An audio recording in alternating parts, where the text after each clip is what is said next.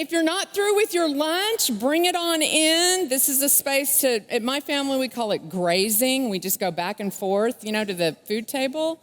And we can do that this afternoon. But let's pause a moment and just take a breath.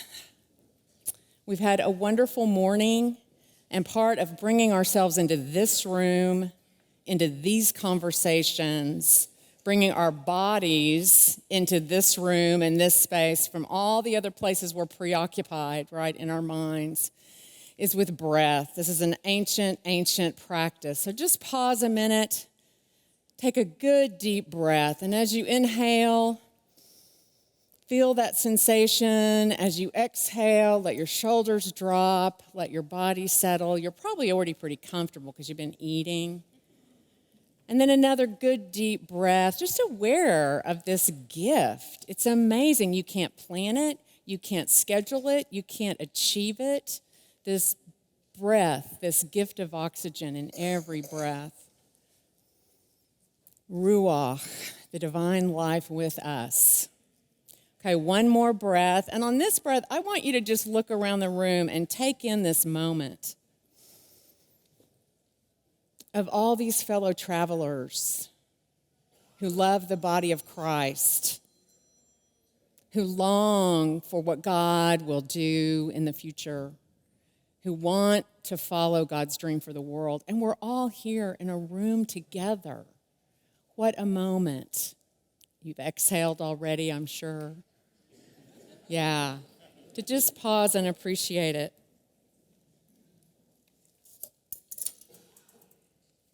I want to do a couple of things today.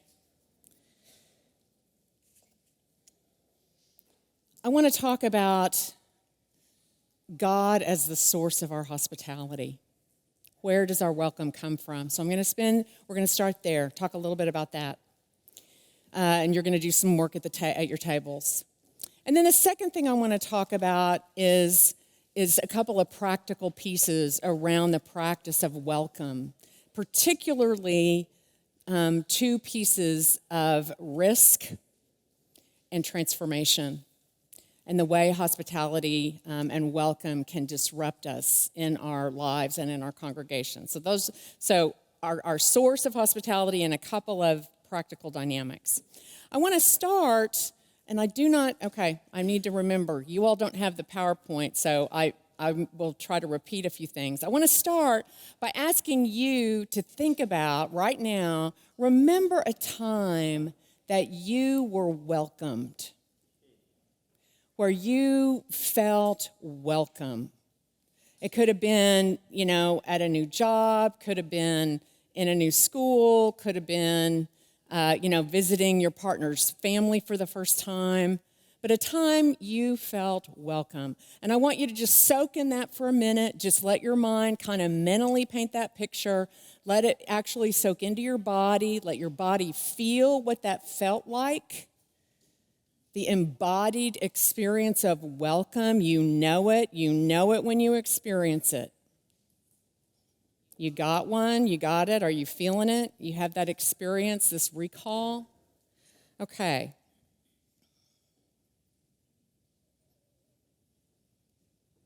What's the dominant feeling right now? And I'm just going to have you call it out. What's the dominant feeling of welcome? Acceptance. Warmth. Equality. People. Peace. Inclusion. Safety. Joy. Gratitude. Relaxed. Let me get a hope. Get some from this side of the room. Relief. To be seen. Right? You're not invisible. Right? We know it when we experience it. This exercise can be expanded into a storytelling exercise in small groups that you can use in congregations and communities. That storytelling, our stories of welcome, cultivates a culture of welcome because it connects us to our embodied molecular neurological experience that we know and you know. And so when we start there, remember what these words we heard, none of them, not one of them said, wow, the decorations were so fancy, right? Not one of them said, they spent a bunch of money on me, right? They were all about this experience that is relational and that is a place to be seen and to be real and to be accepted and to be received, right? We know that deep welcome. We know it and we experience it. And that's a resource, an important resource to draw on.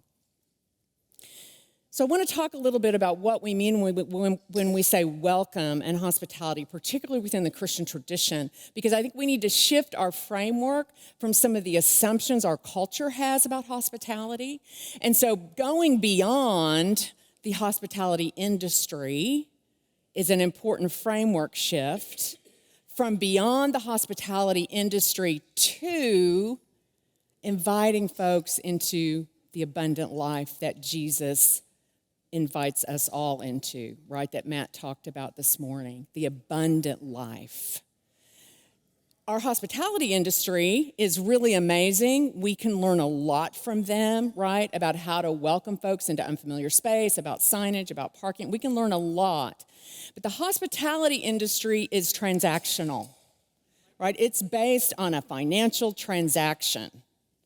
And they want us to come back and spend money there. And when we welcome others only out of that model, that transactional, well, if we welcome people, maybe she'll teach VBS next year. Or maybe we'll meet our budget, right? That kind of transactionalism can really creep in. And what it tells folks is, you're a thing. You're an it that we need rather than a beloved child of God, right? It distorts relationship. You're a customer, you're a consumer, that's who you are, instead of you're God's beloved. And wow, does Jesus have an abundant life for you, right? That's a different relationship when we welcome folks. So shifting hospitality industry, shifting out of, we have a club that we need to convince people to join, right? If that's the framework, and it isn't everywhere, what we know is that folks are so hungry, deeply hungry to belong. They're hungry for meaning.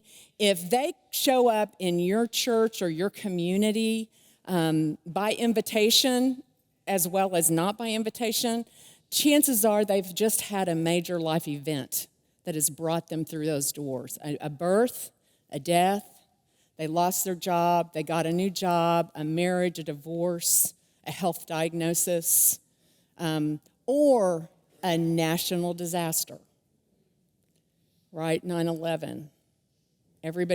People are hungry and looking for a place to explore those spiritual questions that Matt talked about this morning. So it's not so much that they need another organization to belong to, right? Nobody needs more stuff to do. But they need a place of belonging and a place where they can ask the hard questions in their lives that there's just not very many places they can ask. And when they do, they may get very difficult answers. And then thirdly, to shift our framework from primarily thinking of hospitality as about greeting and friendliness, which again, I think a lot of us are doing better than we ever have, and that's wonderful. I tell a story in my book about a couple who moved to a new town. They went to visit the church. The ushers, greeted them at the door. And it was really amazing. It was so warm, and gave him a little gift bag and showed him where the bathroom's over here, and the bag had like different programming from the church and a water bottle, and then actually took him in the sanctuary and seated them. And that was a pretty wonderful way to be welcomed to that congregation. And the next Sunday they came back, and the ushers were at the door, and the ushers greeted them in and gave them a gift bag and said, here's the bathrooms, and took them into the sanctuary, and they were seated, and okay. And they came back a third time, and the ushers greeted them at the door and gave them, no, we've had a gift bag, we're good. Showed them where the bathroom was. They went, they didn't come back and nobody noticed, right? Because we were so focused on that greeting piece that's what people need to feel welcome. When what folks want, need is life together, right? When Jesus says, come follow me, come over where I'm staying.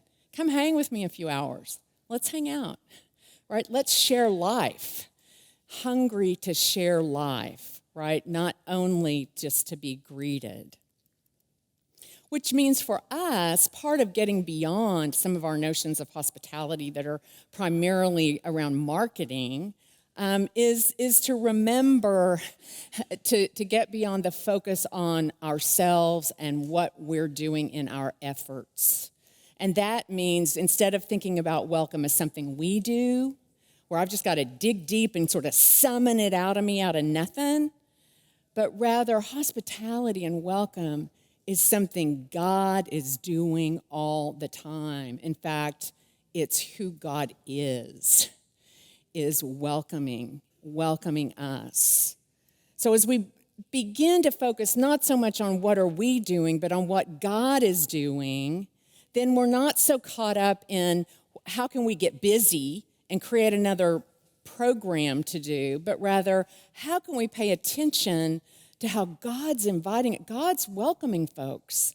How do we see what God's doing and get on board with that? How do we learn to pay attention to where the Spirit is moving and see Jesus in the stranger and to see how God's own welcome in our own lives can be extended to others, which means we will not be as burned out and as frustrated. When we focus just on, okay, we're going to be the best hosts ever, which is a great thing to want to be, and be super extravagant, that is going to really help us imagine welcome, right? It will. But if we forget that God is the one who has welcomed us, and it's God's welcome that we have to share, then we are going to just be really busy. We're going to get frustrated. After, I would say, about 2.5 years, you can do that. And by about year 3, then it's pretty burned out and pretty frustrating. And we ended up coming back again to remember, who is God in this? How is Jesus inviting us to welcome people? So I want to focus then on what does God's welcome look like? How do we live out of that? How do we tap into it in our own stories and in our congregation's stories? And you know the story Jesus tells in Luke 15. And it's a story of 2 adult children. And I'm going to focus on just a portion of Scripture out in that story. Because in that story, we've got a dad and 2 adult sons. And both of those sons do not feel welcome in their own home, in their own family, right? Both of them think, my life, right? The younger son thinks his life has to be out somewhere else. The older son thinks, I'm not really welcome here in my own family's life, and certainly not in my father's life. And so Jesus tells this story to show the welcome of the Father.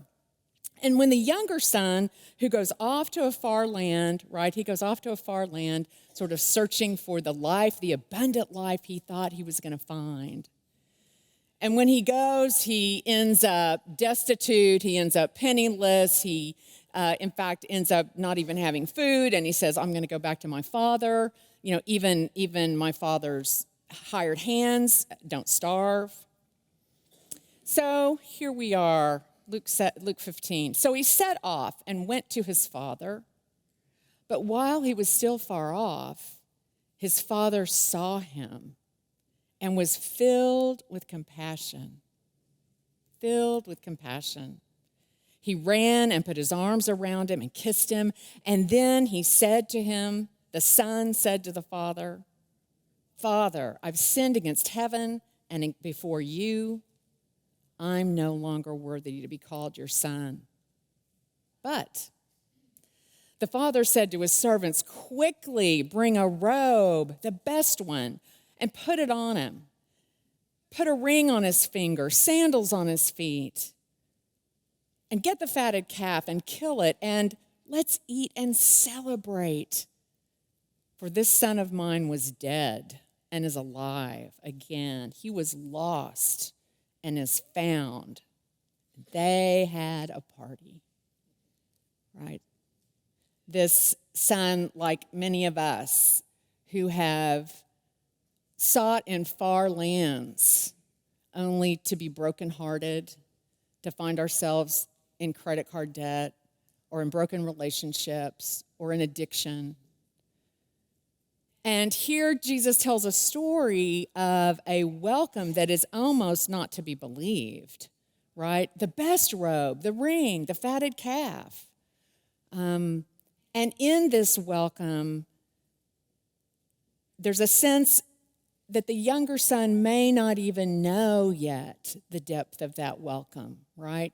In that moment, as he begins to receive it.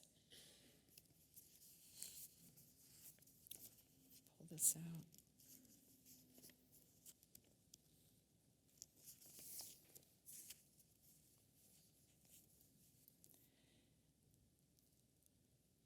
In some ways, though, it's the other brother that needs welcome the most. It's maybe the older brother that is the most lost. And I think for many, I want to be careful here, but for many church folks, they identify much more with the older brother than with the younger brother. And often we miss the welcome that the dad gives to that hard-hearted older brother, right? He hears the party, he hears something happening. So let's just notice for a minute that when the dad welcomes the younger son, that welcome disrupts the family system, right? So that the older brother who's out in the field, who's been working, he has been there day in, day out. He's been to every committee meeting, right? He's paid his dues. And there's a party for him, right? So he's asking. He asks, what's going on in there? And the servant tells him, your dad's throwing a party because your little brother's home. Hear these words from Luke 15. Then he, the older brother, became angry and refused to go in. So the father came out to plead with him, an interesting image of welcome. The father came out of the party to go where that son was, right, to plead with him. But the son answers his father, listen, for all these years I've been working like a slave for you. I've never disobeyed your command, yet you've never had a party, given even a young goat so that I could celebrate with my friends. But when this son of yours came back, who's devoured your property with prostitutes, you killed the fatted calf for him. And then the father says something stunning to this older son. Son,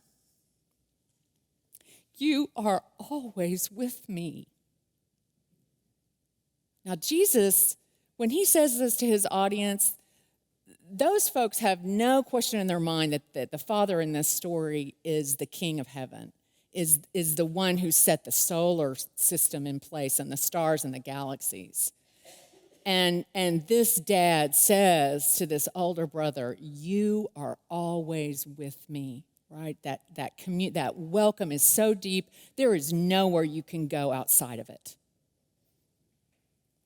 And the next part, all that is mine is yours.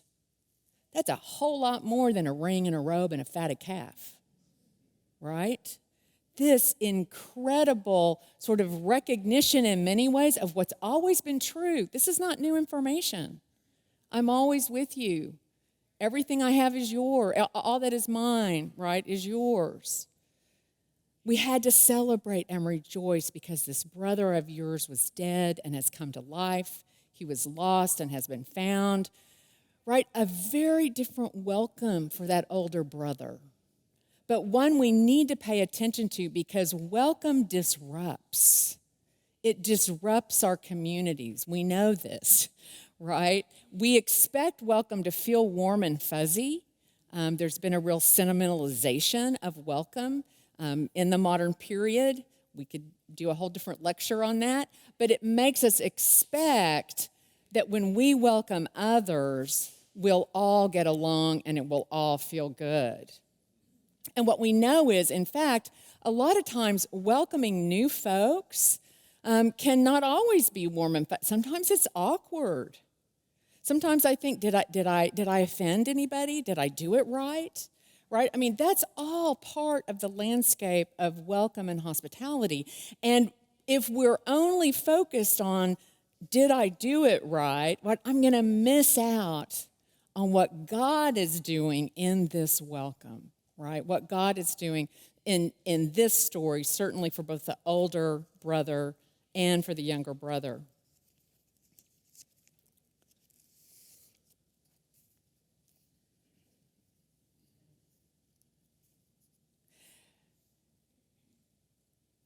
We all have stories about how God has welcomed us.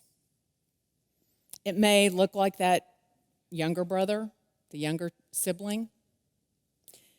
You know, it may look like the older sibling, where I've just tried to be good. I've been righteous. I've done my duty. Duty is a great place to hide, right? From God, from myself. So some of us have been welcomed by God out of our own self-righteousness, right? Sometimes it's a slap upside the head. Some of us have known God's welcome that looked like a deep experience of forgiveness or mercy or grace. For some of us, it's been an acceptance of who we really are, and that can be in our gender identity. It might be in our vocation and calling. It might be in our marriage. But we've had powerful personal experiences where God has opened up and helped us learn to accept who we really are and wake up to this abundant life that Jesus has for us. For some of us, God's welcome has looked like letting go, right? Letting something release to be freed from, these, I'm thinking of the older brother, like carrying around these resentments or these big burdens, these big rocks. And it was letting go that freed us. God's welcome might mean a calling into something new, right? So many of you, just being in ministry at all, probably for many of us, felt like this huge call out of everything we had known into something brand new, into a new place.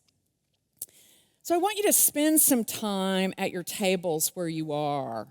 And I'm going to ask Ryan to send out a couple of prompts, that you can send them through the app. How have you experienced God's welcome in your life? Like, what are the words that come to mind? Or maybe an experience that comes to mind, or maybe a particular moment. It could be from years ago. It could be recent. If you were going to complete the sentence, I think maybe God has welcomed me. Complete that sentence, right? So that's the prompt. And then probably in about 7 or 8 minutes, I'm going to add another prompt. But I want us to start there, and I want us to start, don't say anything yet. I want you to have about 30 seconds to just sit and ponder that before we start talking. How have you experienced God's welcome?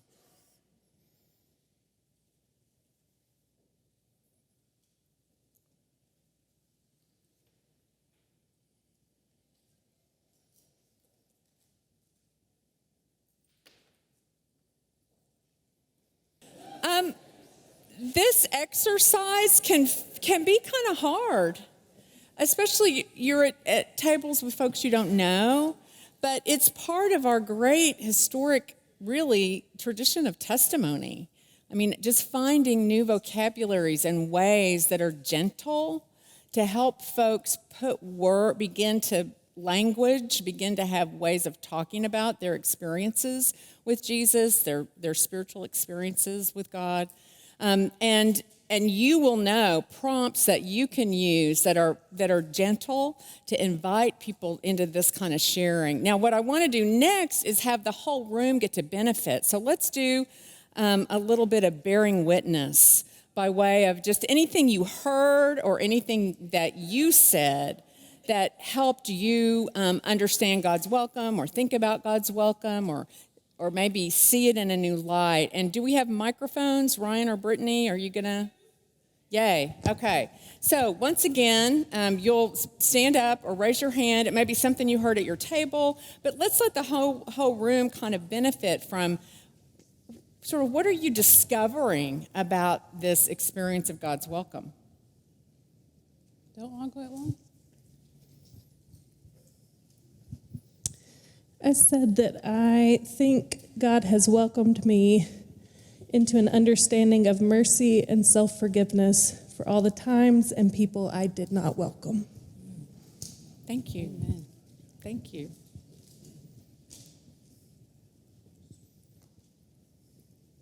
What are you discovering in this conversation? I shared with our group, so being an itinerant Methodist pastor can be difficult, especially if you have children. And I shared with our group that in every appointment that I've had, our children have been adopted by a new set of grandparents. And so every place that we have been, they've made a special connection with a couple that has just adopted them as their own. And that has been the greatest source of hospitality given to our family that, can be moving from place to place. What I noticed at our table was the diversity of experience that we've all had, but in that diversity, there was a common thread that kind of united us. Thanks. Or if this was just really hard and you thought, I just have no idea how God is welcoming, that's a great starting place. I just brought up to the table that growing up in the church and growing up in a faith community that maybe was doing the wrong things and not being as welcome as they should be, and sort of like the bad way to be evangelical. You kind of feel like you're being the older brother and getting the welcome like the older brother, but in reality, you are sort of squandering your inheritance like the younger brother on the wrong things. And when you transition when you're older to a more welcoming faith community, it's like you're being welcomed back and getting a party thrown for you. So, Over here? Yeah. I think God's welcome comes through people that extend hospitality and understanding and appreciation. Mm-hmm. Mm-hmm. Let's hear a couple more. So my story is a little different. So when I came out, most of the church and my peers and family kind of were put off by it. And so for me, it was really a time of wrestling, and Jesus is my friend. We learned these in Sunday school. And so for me, it was when I finally was able to kind of reconcile, and it was just me and my Bible and a whole heck of a lot of contextual commentaries and things like that. Mm-hmm. And so realizing where I was versus where I am now today, I'm so less depressed. But, you finally realize that, yes, God's welcome can come through people. But God's welcome is so much deeper and more full of embrace and warmth than any person can ever provide.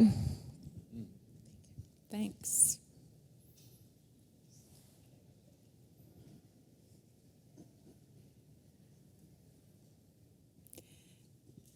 This is what we have to share. This is the welcome that we have to offer, right? What we're hearing, what we're talking about in the room right now, that's the source. That will never run dry. That is living water and living bread, right? And when we go back to this well, then we get real clear about who we're welcoming, what welcome looks like, what we're welcoming folks into, right? It doesn't have to be a lot of fancy. I mean, it can be fancy. That's sometimes fun too. But we have everything we need to welcome folks. Was there one last word over here? I don't want to cut off.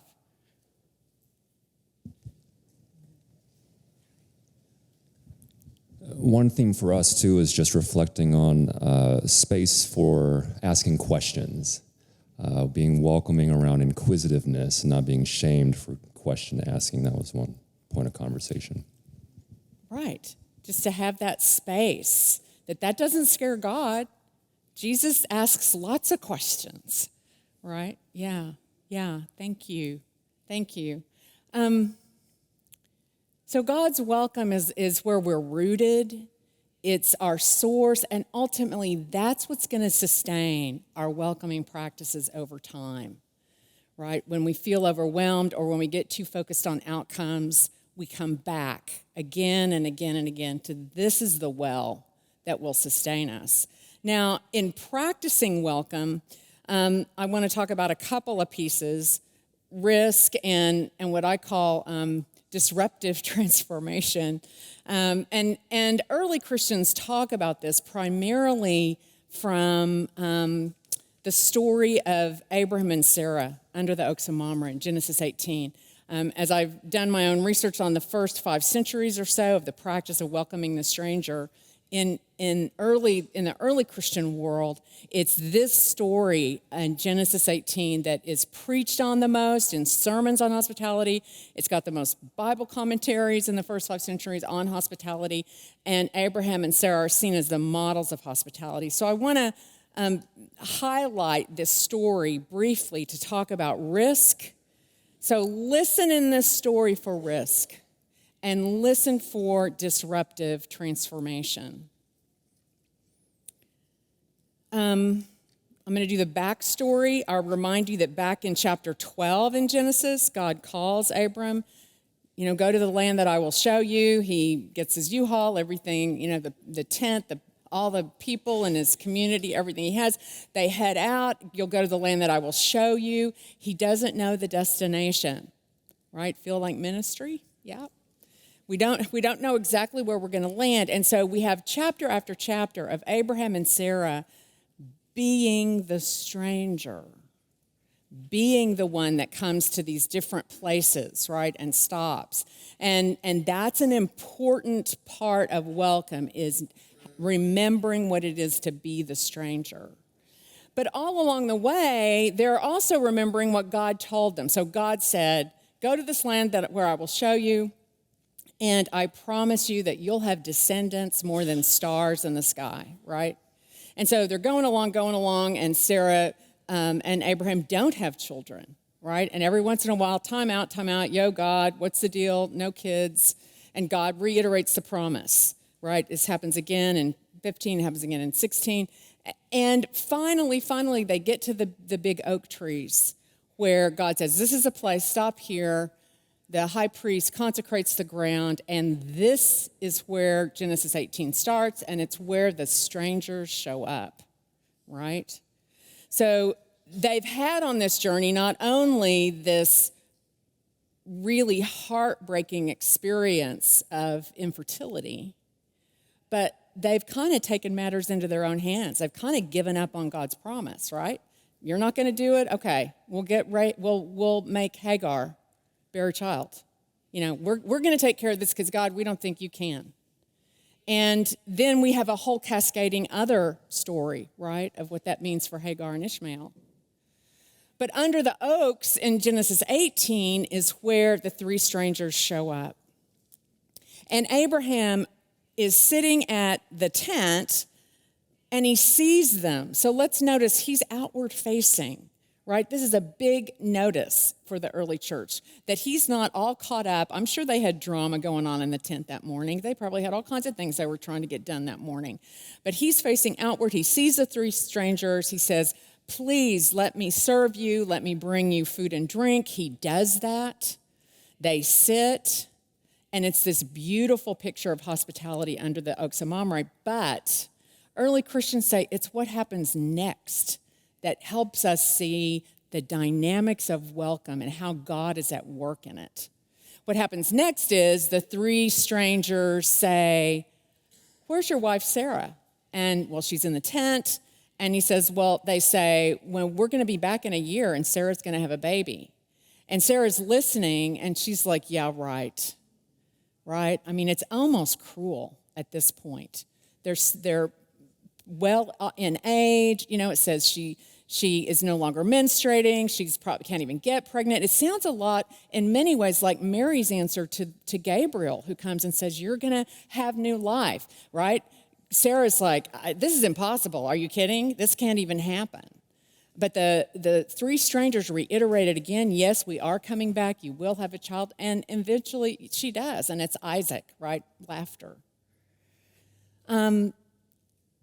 This is a story of a lot of risk, and it's a story of a lot of transformation. I'm going to jump past those slides. Because if we think about Abraham and Sarah themselves, especially being older in years, they risk their physical danger, right? They don't know who these strangers are. There's some sense that Abraham is deferential to them, right? He bows down to the ground. He calls them Lord. But as far as we know, they're not members of the family. They may not even be members of the tribe. They don't know their names. Do they worship the same God? We don't know.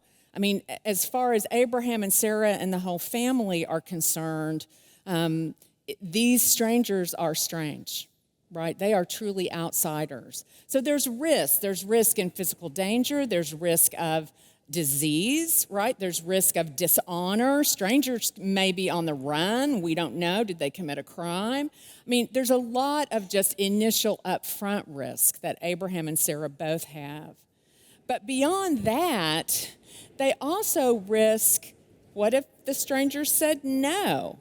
What if they were rejected and shamed and the strangers just, I mean, we really don't know about these three strangers. We're the omniscient reader, right? So in the text, it says the Lord appeared to Abraham. And so in some ways, we kind of know more about the story than the people inside the story know.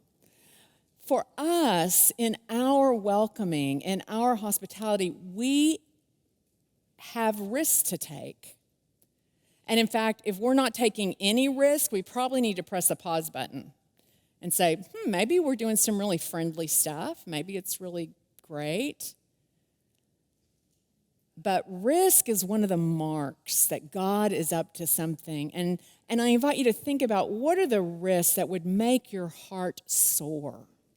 That you would just be thrilled to take this risk in your life in welcoming someone, in your church family in welcoming someone, that risk is essentially part of the landscape and part of the invitation.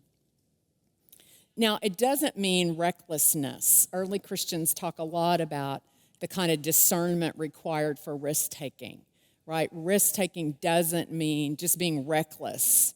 It does mean being prayerful and discerning.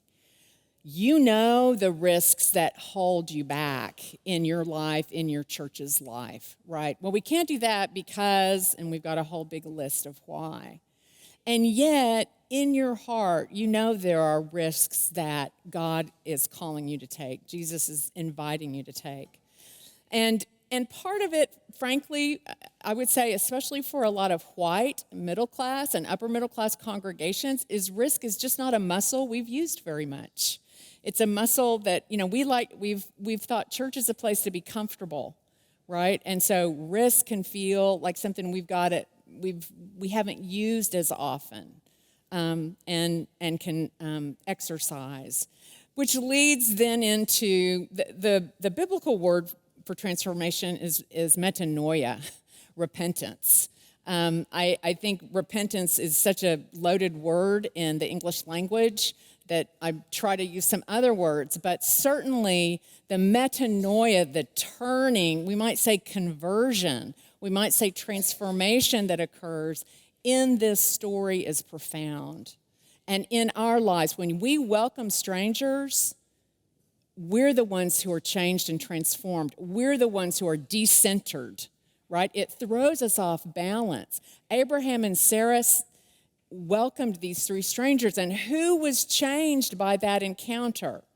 Maybe the three were, we don't know. They went on their way. But Abraham and Sarah's life was never the same. Turned upside down. Who wants to have a baby at 80? Who wants to be up all night? Right? We wanted new life in our church 40 years ago, but now God can't do a new thing here, right? And welcoming folks disrupts, right, sort of business as usual and the way we've always done it.